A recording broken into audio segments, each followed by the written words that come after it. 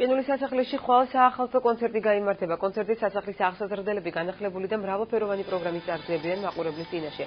წარმოდგენილი იქნება საკონცერტო ნომრები, ცნობილი ზღაპრის პერსონაჟების მონაწილეობით. 45-წუთიანი პროგრამაში 15 საკონცერტო ნომერს მოიცავს და 2000-მდე მოზარდი მონაწილეობს. საზეიმო კონცერტი ტრადიციულია და ყოველ წელს ბათუმის მერიის მხარდაჭერით ტარდება. კონცერტები ყინულის სასახლეში 7 იანვრის ჩართვლით გაგრძელდება.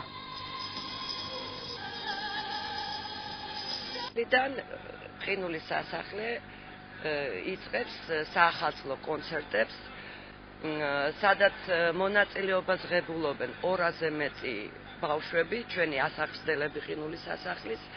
მინდა გითხრათ, რომ ტრადიციად იქნა ეს უკვე მეხუთე წელიწადია ჩვენ ვატარებთ ამ საახალწლო ზეიმებს. რა თქმა უნდა, ძალიან